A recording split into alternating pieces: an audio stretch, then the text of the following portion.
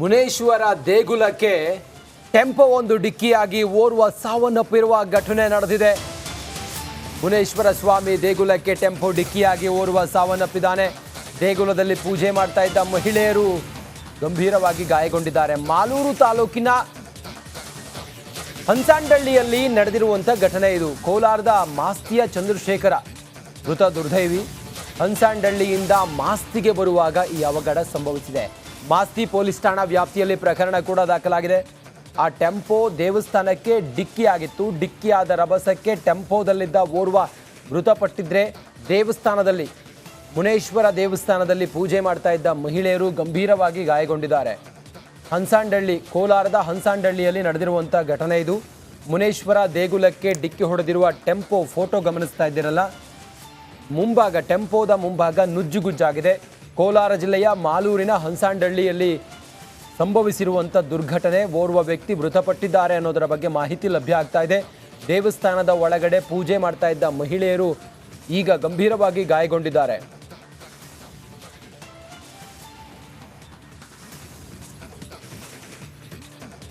ಮುನೇಶ್ವರ ದೇಗುಲಕ್ಕೆ ಟೆಂಪೋ ಒಂದು ಡಿಕ್ಕಿಯಾಗಿ ಓರ್ವ ಸಾವನ್ನಪ್ಪಿರುವ ಘಟನೆ ನಡೆದಿದೆ.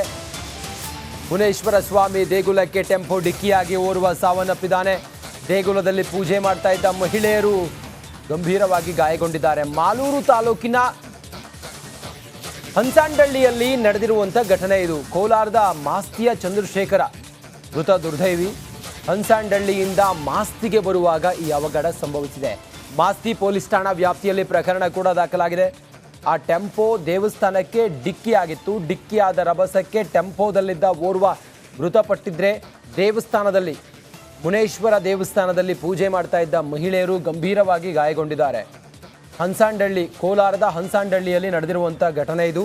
ಮುನೇಶ್ವರ ದೇಗುಲಕ್ಕೆ ಡಿಕ್ಕಿ ಹೊಡೆದಿರುವ ಟೆಂಪೋ ಫೋಟೋ ಗಮನಿಸ್ತಾ ಇದ್ದೀರಲ್ಲ, ಮುಂಭಾಗ ಟೆಂಪೋದ ಮುಂಭಾಗ ನುಜ್ಜುಗುಜ್ಜಾಗಿದೆ. ಕೋಲಾರ ಜಿಲ್ಲೆಯ ಮಾಲೂರಿನ ಹಂಸಾಂಡಳ್ಳಿಯಲ್ಲಿ ಸಂಭವಿಸಿರುವಂಥ ದುರ್ಘಟನೆ. ಓರ್ವ ವ್ಯಕ್ತಿ ಮೃತಪಟ್ಟಿದ್ದಾರೆ ಅನ್ನೋದರ ಬಗ್ಗೆ ಮಾಹಿತಿ ಲಭ್ಯ ಆಗ್ತಾ ಇದೆ. ದೇವಸ್ಥಾನದ ಒಳಗಡೆ ಪೂಜೆ ಮಾಡ್ತಾ ಇದ್ದ ಮಹಿಳೆಯರು ಈಗ ಗಂಭೀರವಾಗಿ ಗಾಯಗೊಂಡಿದ್ದಾರೆ.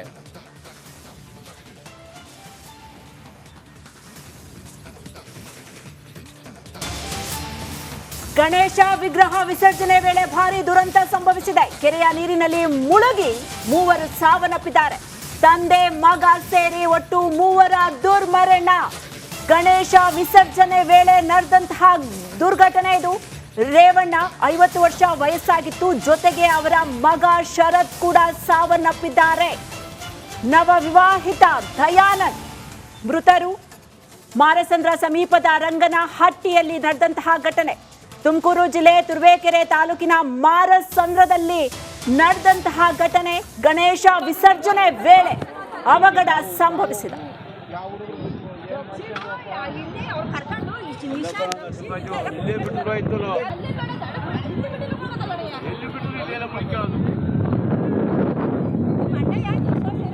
ತುಮಕೂರಿನಲ್ಲಿ ಹೃದಯ ವಿದ್ರಾವಕ ಘಟನೆ ನಡೆದಿದೆ. ಗಣೇಶನ ವಿಸರ್ಜನೆಯ ಸಮಯದಲ್ಲಿ 3 ಜನ ನೀರಿನಲ್ಲಿ ಮುಳುಗಿ ಮೃತಪಟ್ಟಿದ್ದಾರೆ.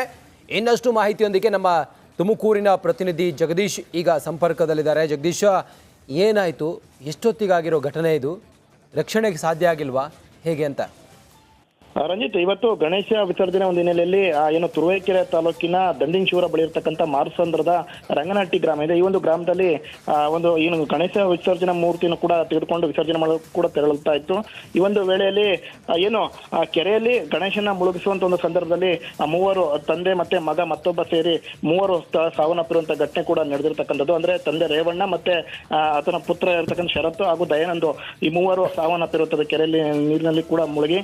ಏನು ಈ ಒಂದು ಮೂವರಿಗಾಗಿ ಈಗ ಶೋಧ ಕಾರ್ಯ ಕೂಡ ನಡೀತಾ ಇರುವಂತದ್ದು. ಅಂದ್ರೆ ಗ್ರಾಮಸ್ಥರೆಲ್ಲರೂ ಕೂಡ ಆ ಒಂದು ವೇಳೆಯಲ್ಲಿ ಅಂದ್ರೆ ಗಣೇಶ ವಿಸರ್ಜನೆ ಮಾಡುವಂತ ಸಂದರ್ಭದಲ್ಲೇ ಕೂಡ ಇದ್ರು. ಆ ಒಂದು ವೇಳೆಯಲ್ಲಿ ಇಂತಹ ಒಂದು ದುರ್ಘಟನೆ ಕೂಡ ನಡೆದಿರ್ತಕ್ಕಂಥದ್ದು. ಸ್ಥಳಕ್ಕೆ ಈಗ ದಂಡಿನಶಿವರ ಪೊಲೀಸರು ಮತ್ತೆ ಅಗ್ನಿಶಾಮಕ ದಳ ಸಿಬ್ಬಂದಿಗಳು ಕೂಡ ಈಗ ಬಂದು ಈ ಒಂದು ಮೃತದೇಹಗಳನ್ನ ಹುಡುಕುವಂತ ಕೆಲಸವನ್ನು ಕೂಡ ಈಗ ಮಾಡಲಾಗ್ತಾ ಇರುವಂತದ್ದು. ಏನು ಈಗ ಮೃತ ದಯಾನಂದ್ ಏನೋ ಆತನಿಗೆ ಇತ್ತೀಚೆಗಷ್ಟೇ ಮದುವೆ ಆಗಿತ್ತು ಅಂತ ಕೂಡ ಹೇಳಲಾಗ್ತಾ ಇರುವಂತದ್ದು. ಸದ್ಯ ಈಗ ಮೃತದೇಹಗಳನ್ನ ಈಗ ಶೋಧ ಕಾರ್ಯವನ್ನು ಕೂಡ ಮಾಡ್ತಾ ಇರ್ತಕ್ಕಂಥದ್ದು. Ranjit. Okay Jagadish, thank you ತಮ್ಮೆಲ್ಲ ಮಾಹಿತಿಗಾಗಿ.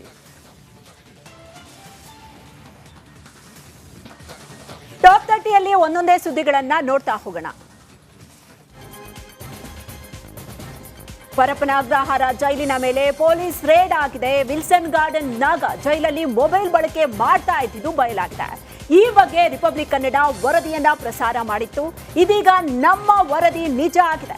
ಆಗ್ನೇಯ ಡಿಸಿಪಿ ಸಾರಾ ಫಾತಿಮಾ ನೇತೃತ್ವದಲ್ಲಿ ದಾಳಿಯನ್ನ ನಡೆಸಲಾಗಿತ್ತು. 5 Android phone, 3 mobile charger, 7 electric stove, 32,000 ನಗದು ಮತ್ತೊಂದು ಚಾಕು ಪತ್ತೆಯಾಗಿದೆ. ಜೈಲಲ್ಲಿ ವಿಲ್ಸನ್ ಗಾರ್ಡನ್ ನಾಗನ ಮೊಬೈಲ್ ಅನ್ನ ಜಪ್ತಿ ಮಾಡಲಾಗಿದೆ. ಆರೋಪಿಗಳು ಜೈಲು ಅಧಿಕಾರಿಗಳ ವಿರುದ್ಧ ಕೇಸ್ ಕೂಡ ದಾಖಲಾಗಿದೆ. ಇದೇ ಮೊದಲ ಬಾರಿಗೆ ಇಡೀ ತಂಡದ ವಿರುದ್ಧ ದೂರು ದಾಖಲಾಗಿದೆ.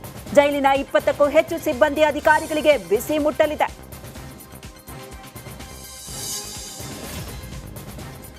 ಪತಿ ದರ್ಶನ್ ಅನ್ನ ಬಿಡಿಸಲು ಪತ್ನಿ ವಿಜಯಲಕ್ಷ್ಮಿ ನಾನಾ ಕಸರತ್ತು ಮಾಡ್ತಿದ್ದಾರೆ. ಇನ್ನು ಪ್ರಮುಖ ಶಕ್ತಿಶಾಲಿ ದೇಗುಲಕ್ಕೆ ಹೋಗಿ ಪೂಜೆ ಪುನಸ್ಕಾರವನ್ನ ಮಾಡಿ ಆ ಪ್ರಸಾದವನ್ನ ಜೈಲಲ್ಲಿ ಇರುವ ದರ್ಶನ್ಗೆ ನೀಡುತ್ತಿದ್ದಾರೆ. ಆದರೂ ದರ್ಶನ್ ಪೊಗರು ಮಾತ್ರ ಕಮ್ಮಿ ಆದಂತೆ ಇಲ್ಲ. ಹೀಗಾಗಿ ಪೊರ್ಕಿ ಕೈಗೆ ಹನುಮಾನ್ ಚಾಲಿಸ ಪುಸ್ತಕ ನೀಡಲಾಗಿದೆ. ವಿಜಯಲಕ್ಷ್ಮಿಯಿಂದ ಜೈಲಲ್ಲಿ ದರ್ಶನ್ ಮನಪರಿವರ್ತನೆ ಮಾಡಲು ಪ್ರಯತ್ನ ನಡೀತಾ ಇದೆ. ಅಪರಿಚಿತ ವ್ಯಕ್ತಿಯ ಹೆಸರಲ್ಲಿ ಹನುಮಾನ್ ಚಾಲಿಸ ಪುಸ್ತಕ ನೀಡಲಾಗಿದೆ. ಪರಪ್ಪನ ಅಗ್ರಹಾರ ಜೈಲಲ್ಲಿದ್ದಾಗ ದರ್ಶನ್ಗೆ ರಾಜಾತಿಥ್ಯ ಪ್ರಕರಣಕ್ಕೆ ಸಂಬಂಧಪಟ್ಟಂತೆ ತನಿಖೆ ತೀವ್ರಗೊಂಡಿದೆ. ಸಿಸಿಬಿ ತನಿಖೆ ವೇಳೆ ಜೈಲು ಅಧಿಕಾರಿಗಳ ನಿರ್ಲಕ್ಷ್ಯ ಬೆಳಕಿಗೆ ಬಂದಿದೆ. ತನಿಖೆ ವೇಳೆ ಜೈಲಿನ ಅಧಿಕಾರಿಗಳು ಸಮರ್ಪಕವಾಗಿ ಮಾಹಿತಿಯನ್ನ ನೀಡಿಲ್ಲ. ದರ್ಶನ್ ಬ್ಯಾರಕ್ ಬಳಿ ಡ್ಯೂಟಿಗೆ ಹಾಕಿದ್ದವರ ಮಾಹಿತಿ ನೀಡ್ತಾ ಇಲ್ಲ. 2 ಬಾರಿ ಜೈಲು ಅಧಿಕಾರಿಗಳಿಗೆ ಮಾಹಿತಿ ಕೇಳಿದ್ರೂ ಮಾಹಿತಿ ಸಿಗ್ತಾ ಇಲ್ಲ. ಇದರಿಂದ ದರ್ಶನ್ ಬ್ಯಾರಕ್ ಬಳಿ ಡ್ಯೂಟಿಗೆ ಹಾಕ್ತಾ ಇದ್ದವರು ಡೈರಿಯನ್ನ ಮೇಂಟೈನ್ ಮಾಡಿಲ್ಲ ಅನ್ನೋ ವಿಚಾರ ಬಹಿರಂಗ ಆಗಿದೆ. ಕೊಲೆ ಮಾಡಿ ಜೈಲು ಸೇರಿರುವ ದರ್ಶನ್ ಹೊರಬರಲು ಪರದಾಡ್ತಾ ಇದ್ದಾರೆ. ಆದರೆ ಪೊರ್ಕಿ ಫ್ಯಾನ್ಸ್ ಮಾತ್ರ ತಮ್ಮ ಪುಂಡಾಟವನ್ನು ಬಿಟ್ಟಿಲ್ಲ. ಗಣೇಶೋತ್ಸವ ವಿಸರ್ಜನಾ ಮೆರವಣಿಗೆಯಲ್ಲಿ ದರ್ಶನ್ ಖೈದಿ ನಂಬರ್ ಇರೋ ಟೀ ಶರ್ಟ್ ಹಾಕಿ ಡಾನ್ಸ್ ಮಾಡಿದ್ದಾರೆ. ಕುಂದಾಪುರ ತಾಲೂಕು ಬಳ್ಕೂರು ಸಾರ್ವಜನಿಕ ಗಣೇಶೋತ್ಸವದಲ್ಲಿ ಗಲಾಟೆ ಆಗಿದೆ. ಪೊರ್ಕಿ ಫ್ಯಾನ್ಸ್ ವಿರುದ್ಧ ಸಾರ್ವಜನಿಕರು ಆಕ್ರೋಶ ವ್ಯಕ್ತಪಡಿಸಿದ್ದಾರೆ. ಇದಕ್ಕೆ ಕೊಂಕು ಮಾಡಿದ ಫ್ಯಾನ್ಸ್, ನಾವು ಮಾಡಿದ್ದೇ ಸರಿ, ಸಂವಿಧಾನದ 19ನೇ ವಿಧಿ, ನಮಗೆ ಸ್ವಾತಂತ್ರ್ಯ ಸಿಕ್ಕಿದೆ ಅಂತ ಹೇಳಿ ಗಲಾಟೆ ಮಾಡಿದ್ದಾರೆ. ಬಳಿಕ ಪೊಲೀಸರು ಮಧ್ಯಪ್ರವೇಶಿಸಿ ಪರಿಸ್ಥಿತಿಯನ್ನ ತಿಳಿಗೊಳಿಸಿದ್ದಾರೆ. ಸಿಎಂ ಇದ್ದ ಕಾರ್ಯಕ್ರಮದಲ್ಲಿ ಭದ್ರತಾ ಲೋಪ ಆಗಿದೆ. ವಿಧಾನಸೌಧದ ಮುಂದೆ ಯುವಕನೊಬ್ಬ ಏಕಾಏಕಿ ವೇದಿಕೆಗೆ ನುಗ್ಗಿ ಹೈ ಡ್ರಾಮಾ ಮಾಡಿದ್ದಾನೆ. ಪ್ರಜಾಪ್ರಭುತ್ವ ದಿನಾಚರಣೆ ಕಾರ್ಯಕ್ರಮದ ವೇಳೆ ಈ ಘಟನೆ ನಡೆದಿದೆ. ಸಿಎಂಗೆ ಶಾಲ್ ಹಾಕೋದಕ್ಕೆ ಈ ರೀತಿ ಮಾಡಿದ್ದಾನೆ. ವೇದಿಕೆ ಮೇಲೆ ಕೆಲ ಕಾಲ ಗೊಂದಲದ ವಾತಾವರಣ ಸೃಷ್ಟಿಯಾಗಿತ್ತು. ಬಳಿಕ ಪೊಲೀಸರು ಬಂದು ಯುವಕನನ್ನ ಕರ್ಕೊಂಡು ಹೋಗಿ ವಿಚಾರಣೆಯನ್ನ ನಡೆಸಿದ್ದಾರೆ. ಚಿಕ್ಕಮಗಳೂರಲ್ಲಿ ಪುಂಡಾಟವನ್ನ ಮೆರೆದಿದ್ದಾರೆ. ಕೆಲ ಯುವಕರು ಬೈಕ್ಗೆ ಪ್ಯಾಲೆಸ್ತೇನ್ ಧ್ವಜ ಕಟ್ಟಿ ಓಡಾಡಿದ ಆರೋಪ ಕೇಳಿ ಬರುತ್ತಿದೆ. ಚಿಕ್ಕಮಗಳೂರು ಕಡೂರು ಹೆದ್ದಾರಿಯಲ್ಲಿ ಓಡಾಟ ಮಾಡಿದಾರಂತೆ. ಈ ಬಗ್ಗೆ ಹಿಂದೂ ಸಂಘಟನೆಗಳು ಪೊಲೀಸರಿಗೆ ದೂರು ಕೊಟ್ಟಿದ್ದಾರೆ. ಈ ವೇಳೆ ಪೊಲೀಸ್ ಠಾಣೆ ಮುಂದೆ 30ಕ್ಕೂ ಹೆಚ್ಚು ಮಂದಿ ಜಮಾವಣೆಯಾಗಿ ಹೈ ಡ್ರಾಮವೇ ನಡೆದಿದೆ.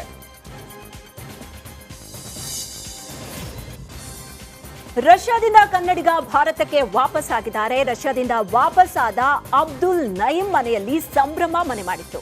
ಅಬ್ದುಲ್ ನಯೀಂಗೆ ಹಾರ ಹಾಕಿ ಸ್ವೀಟ್ ತಿನ್ನಿಸಿ ಕುಟುಂಬಸ್ಥರು ಸಂಭ್ರಮಿಸಿದ್ರು. ರಷ್ಯಾದಲ್ಲಿ ಪಟ್ಟ ಕಷ್ಟದ ಬಗ್ಗೆ ಅಬ್ದುಲ್ ಎಳೆಯಾಗಿ ಬಿಚ್ಚಿಟ್ಟಿದ್ದಾರೆ. ಮೋದಿ ಅವರ ಕೃಪಾ ಕಟಾಕ್ಷದಿಂದ ಸೇಫ್ ಆಗಿ ಬಂದಿದ್ದೀನಿ ಅಂತ ಹೇಳಿದ್ರು. ಮಂಡ್ಯದ ನಾಗಮಂಗಲ ಗಲಭೆ ಪ್ರಕರಣ ಬೂದಿ ಮುಚ್ಚಿದ ಕೆಂಡದಂತೆ ಇದೆ. ವಿಘ್ನ ವಿನಾಯಕನಿಂದಲೇ ಬದ್ರಿಕೊಪ್ಪಲಿಗೆ ವಿಘ್ನ ಎದುರಾದಂತಿದೆ. ಯುವಕರು ಪೊಲೀಸರ ಭಯಕ್ಕೆ ಊರು ತೊರಿತಾ ಇದ್ದಾರೆ. ಗಣೇಶ ಪ್ರತಿಷ್ಠಾಪನೆ ಮಾಡಿದ್ದ ಬದ್ರಿಕೊಪ್ಪಲಿನಲ್ಲೀಗ ಸ್ಮಶಾನ ಮೌನ ಆವರಿಸಿದೆ. ಸದ್ಯ ಬದ್ರಿಕೊಪ್ಪಲಿನ 23 ಮಂದಿಯನ್ನ ಬಂಧಿಸಲಾಗಿದೆ. ಗಣೇಶೋತ್ಸವದಲ್ಲಿ ಭಾಗಿಯಾದವರ ಜೊತೆಗೆ ಮನೆಯಲ್ಲಿದ್ದವರನ್ನೂ ಕೂಡ ಬಂಧಿಸಲಾಗಿದೆ. ಹೀಗಾಗಿ ತಮ್ಮನ್ನ ಬಂಧಿಸಬಹುದೆಂಬ 30ಕ್ಕೂ ಹೆಚ್ಚು ಯುವಕರು ಊರು ಬಿಟ್ಟಿದ್ದಾರೆ. ಇತ್ತ ಕುಟುಂಬಗಳು ಕಣ್ಣೀರಿನಲ್ಲಿ ಕೈ ತೊಳಿತಾ ಇವೆ. ಮಂಡ್ಯ ಜಿಲ್ಲೆಯ ಸೋಂಪುರ ಗ್ರಾಮದಲ್ಲಿ ಕಿಡಿಗೇಡಿಗಳು ವಿಘ್ನ ವಿನಾಯಕನನ್ನೇ ಕತ್ಕೊಂಡು ಹೋಗಿದ್ದಾರೆ. ಗಣೇಶ ಮೂರ್ತಿ ಪ್ರತಿಷ್ಠಾಪಿಸಿದ್ದ ಗ್ರಾಮದ ಯುವಕರು ಇವತ್ತು ವಿಜೃಂಭಣೆಯಿಂದ ವಿನಾಯಕನ ವಿಸರ್ಜನೆಗೆ ಪ್ಲಾನ್ ಮಾಡಿದ್ರು. ಆದ್ರೆ ಯಾರೋ ಕಿಡಿಗೇಡಿಗಳು ರಾತ್ರೋರಾತ್ರಿ ಮೂರ್ತಿಯನ್ನ ಎತ್ಕೊಂಡು ಹೋಗ್ತಾರೆ. ಬೆಳಗ್ಗೆ ಗ್ರಾಮಸ್ಥರು ಬಂದು ನೋಡಿ ಫುಲ್ ಶಾಕ್ ಆಗಿದ್ದಾರೆ.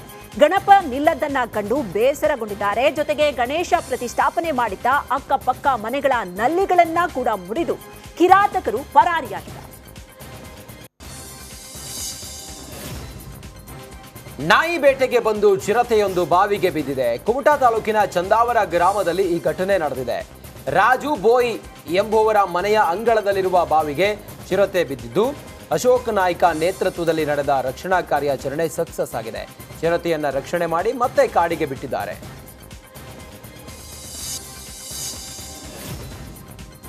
ಸಿಲಿಕಾನ್ ಸಿಟಿಯಲ್ಲಿ ರಾಬರಿ ಪ್ರಕರಣಗಳು ಹೆಚ್ಚಾಗ್ತಾನೆ ಇವೆ. ಟೆಕ್ಕಿಯ ಸೋಗಿನಲ್ಲಿ ಬಂದು ಚಾಕನ್ನ ತೋರಿಸಿ ದರೋಡೆ ಮಾಡಿದ ಘಟನೆ ನಡೆದಿದೆ. ಕ್ಯಾಬ್ನಲ್ಲಿ ಒಂದು ದಿನ ಟ್ರಿಪ್ ಮಾಡಿ ಕ್ಯಾಬ್ ಚಾಲಕನನ್ನೇ ದರೋಡೆ ಮಾಡಲಾಗಿದೆ. ಬಳಿಕ ಕ್ಯಾಬ್ ಚಾಲಕ ರವಿ ಪೊಲೀಸರಿಗೆ ದೂರನ್ನ ಕೊಟ್ಟಿದ್ದಾರೆ. ಇದೀಗ ದೊಡ್ಡಬಳ್ಳಾಪುರ ಗ್ರಾಮಾಂತರ ಪೊಲೀಸರಿಂದ ಆರೋಪಿ ಖಾನ್ ಬಂಧನ ಆಗಿದೆ.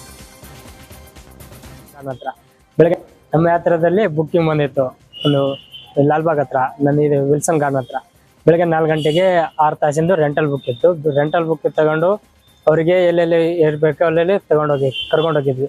ಆಮೇಲೆ ಅವ್ರು ಏನಂದ್ರು ನಂದಿ ಬೆಟ್ಟ ಕರ್ಕೊಂಡೋಗಂತ ಹೋಗಿದ್ರು. ನಂದಿ ಬೆಟ್ಟ ಹತ್ರ ಬಂದಿದ್ವಿ. ನಂದಿ ಬೆಟ್ಟ ಇದೆಲ್ಲ ತಿರ್ಸ್ಕೊಂಡು ಕಾಸಿ ವಾಪಸ್ ಬರುವಾಗ ಡಾಬಾದಲ್ಲಿ ಸೈಡ್ ಹಾಕಿ ಊಟ ಮಾಡಿದೆ ಅಂತ ಹೇಳಿದ್ರು ಕಸ್ಟಮರು. ಆಗ ಊಟ ಮಾಡ್ತಾರಂತ ನಾನು ಸೈಡ್ ಹಾಕಿ ಡಾಬಾದಲ್ಲಿ ಹಾಕಿ ಅವ್ರಿಗೆ ಊಟ ಮಾಡಿಸಿದೆ. ಊಟ ಮಾಡಿಸಾದ್ಮೇಲೆ ಅವರು ಫೋನ್ ಪೇ ಮಾಡಂತ ಇದು ಆವಾಜ್ ಹಾಕಿದ್ರು.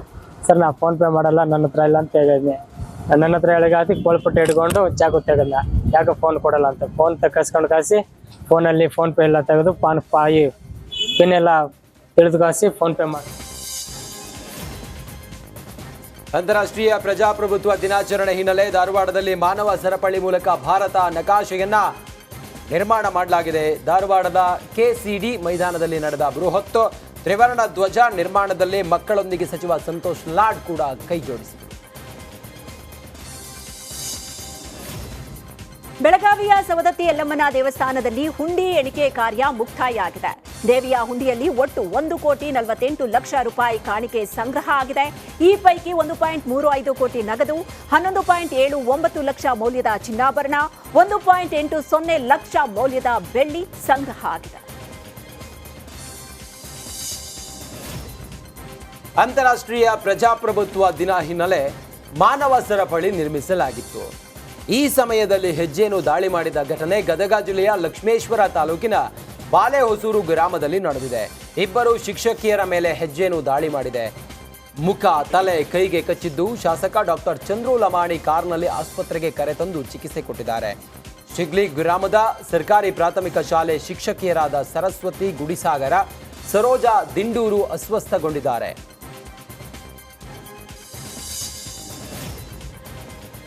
ಖಾಸಗಿ ಬಸ್ಗಳಲ್ಲಿ ಊರಿಗೆ ಪ್ರಯಾಣಿಸುವ ಜನರೇ ಸ್ವಲ್ಪ ಎಚ್ಚರವಾಗಿದೆ. ದಾರಿ ಮಧ್ಯೆ ಎಂಟ್ರಿ ಕೊಟ್ಟು ಲ್ಯಾಪ್ಟಾಪ್ ಕದ್ದು ಕಳ್ಳ ಪರಾರಿಯಾಗಿದ್ದಾನೆ ಇಲ್ಲಿ. ಹೌದು, ಆಗಸ್ಟ್ ತಿಂಗಳಲ್ಲಿ ಚೆನ್ನೈನಿಂದ ಬೆಂಗಳೂರಿಗೆ ವಿಘ್ನೇಶ್ ಪ್ರಯಾಣವನ್ನ ಬೆಳೆಸಿದ್ರು. ಎಲೆಕ್ಟ್ರಾನಿಕ್ ಸಿಟಿಗೆ ಬಂದು ನೋಡಿದಾಗ ತನ್ನ ಲ್ಯಾಪ್ಟಾಪ್ ಕಳುವು ಆಗಿರೋದು ಬೆಳಕಿಗೆ ಬಂದಿದೆ. ಕೂಡಲೇ ವಿಘ್ನೇಶ್ ಬಸ್ ಸಿಬ್ಬಂದಿಯ ಗಮನಕ್ಕೆ ತಂದಿದ್ದಾರೆ. ಸಿಸಿಟಿವಿಯಲ್ಲಿ ಕಳ್ಳನ ಕೈ ಚಳಕ ಸೆರೆಯಾಗಿದೆ. ಘಟನಾ ಸಂಬಂಧ ಎಲೆಕ್ಟ್ರಾನಿಕ್ ಸಿಟಿ ಪೊಲೀಸ್ ಠಾಣೆಯಲ್ಲಿ ಪ್ರಕರಣ ಕೂಡ ದಾಖಲಾಗಿದೆ.